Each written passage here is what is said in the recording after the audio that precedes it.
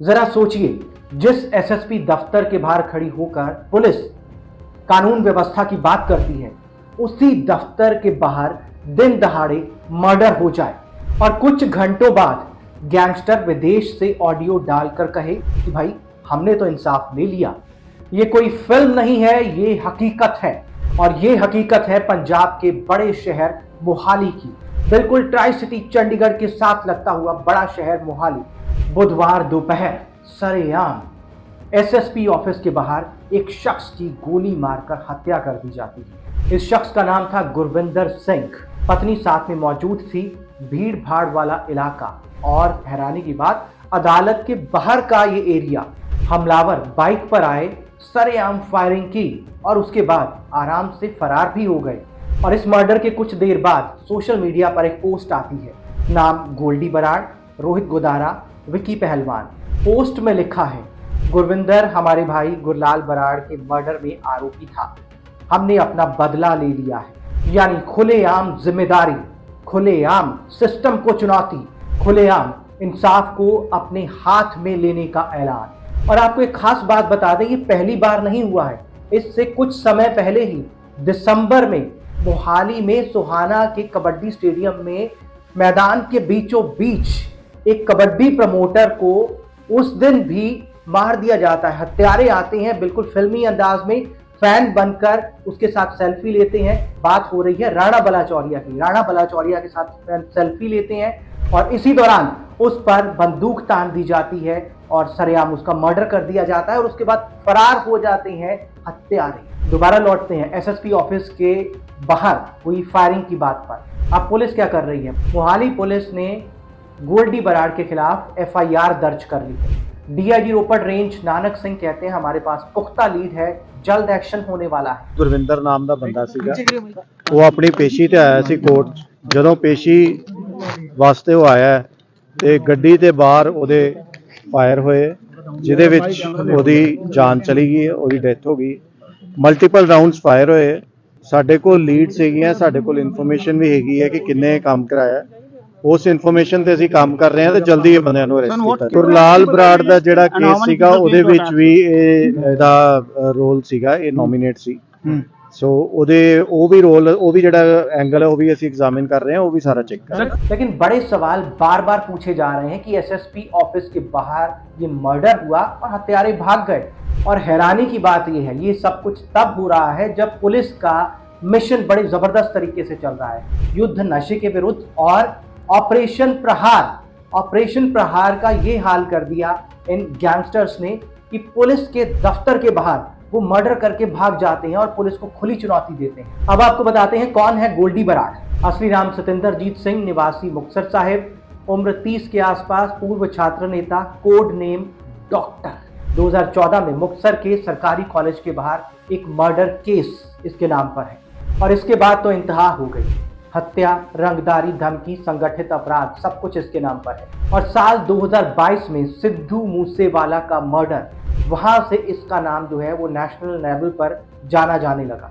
और इसके बाद गोल्डी बराड़ पहले कनाडा गया, उसके बाद अमेरिका से ये कहा जा रहा है कि अब वो पूरे नेटवर्क को ऑपरेट कर रहा है। तो स्थानीय शूटर, विदेश से हैंडलिंग और उसके बाद सोशल मीडिया पर इस तरीके से ऐलान करना कि हमने इंसाफ ले लिया है, ये दहशत नहीं तो और क्या है। और इसी के मद्देनज़र साल 2024 में भारत सरकार ने यूएपीए के तहत इसको एक दहशतगर्द ऐलान दिया। आपको बता दें कि गुरविंदर सिंह, जिसका मर्डर किया गया मोहाली में एसएसपी ऑफिस के बाहर, उसका क्या कनेक्शन है गोल्डी बराड़ से। गुरविंदर 2020 में गुरलाल सिंह बराड़ की हत्या का आरोपी बताया जाता है और गुरलाल बराड़ गोल्डी बराड़ का कजन था। और इस मर्डर के कुछ घंटे बाद ही सोशल मीडिया पर एक पोस्ट आ जाती है, एक ऑडियो भी आता है जिसकी पुलिस वेरिफिकेशन हो रही है। 4 मिनट 14 सेकंड का ये ऑडियो है जिसमें कहा गया है, अगर पंजाब सरकार में हिम्मत है तो सच्चाई से बात करें। आपने सारी एजेंसियां लगा दी, फिर भी कुछ हासिल नहीं हुआ। आपने मेरे बुजुर्ग माता पिता को हरमंदिर साहिब से पकड़ा, क्या इससे हम डर जाएंगे? नेताओं और अफसरों के बच्चे विदेश में हैं, हम पूरी दुनिया में फैले हैं। ज्यादती करोगे तो हम भी उसी तरह जवाब देंगे। ये ऑडियो जो है अभी अंडर पुलिस वेरिफिकेशन है, इसलिए ऑडियो हम आपको नहीं सुनवा रहे। हालांकि सोशल मीडिया पर सर्च ऑप्शन में आप इसे ढूंढेंगे तो आपको आसानी से ये अवेलेबल होगा। और हैरानी की बात यह है, बुधवार को जिस वक्त ये फायरिंग हुई उससे पहले DGP Punjab mister Gaurav Yadav high court में थे। अब हाई कोर्ट में क्यों थे?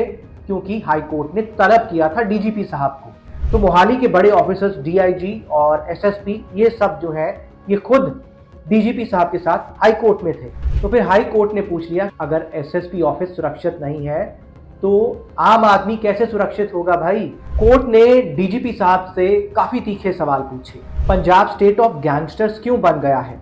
फिरौती का पैसा कहां जा रहा है? ईडी जांच क्यों नहीं? वीवीआईपी को 200 पुलिस वाले और जनता को साथ क्यों?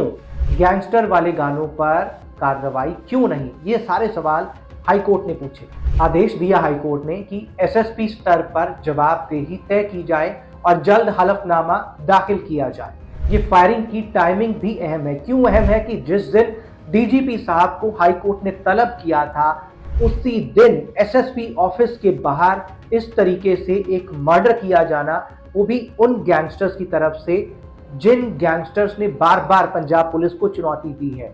तो ये चुनौती इसलिए बड़ी हो जाती है क्योंकि मोहाली जैसे बड़े शहर में हाई सिक्योरिटी जोन में इस तरीके से घात लगाकर हमला करना, ये पुलिस को मुंह चिढ़ाने वाली बात इन गैंगस्टर्स ने पैदा की। एक अहम बात आपको बता दें कि जब ये मर्डर हुआ है उसके बाद हम पंजाब पुलिस के ऑफिशियल हैंडल्स चेक कर रहे हैं, एक्सपोस्ट हम उनकी चेक कर रहे हैं। उसमें युद्ध नशे के विरुद्ध और ऑपरेशन प्रहार को लेकर पुलिस की तमाम डिटेल्स हैं। और उसी के अलावा डीजीपी पंजाब के हैंडल से पोस्ट हुआ है कि हमने इतने हथियार पकड़े, हमने नशे के इस कारोबार पर प्रहार किया है।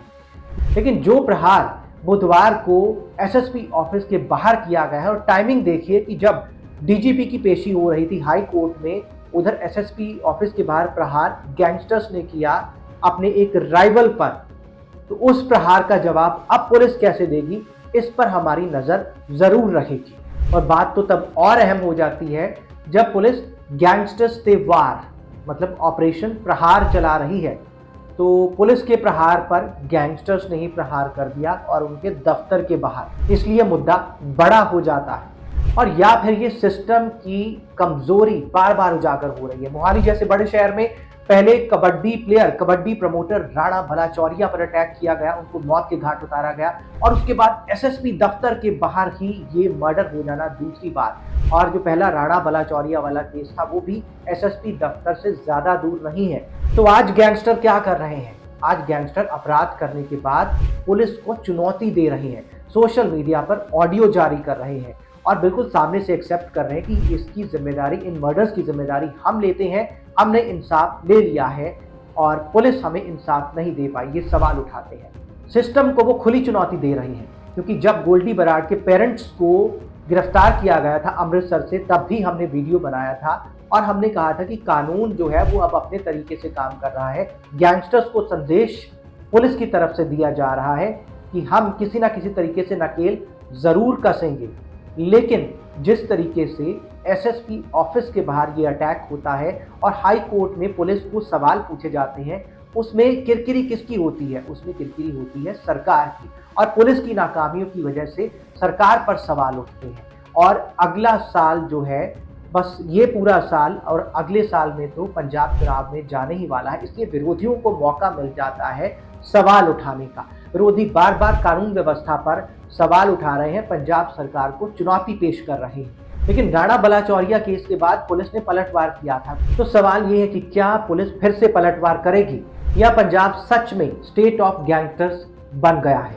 आप क्या सोचते हैं? कमेंट बॉक्स में हमें जरूर बताइए और साथ ही साथ हमें सब्सक्राइब करना ना भूलें। हमारी हिम्मत जरूर बढ़ाएं आप।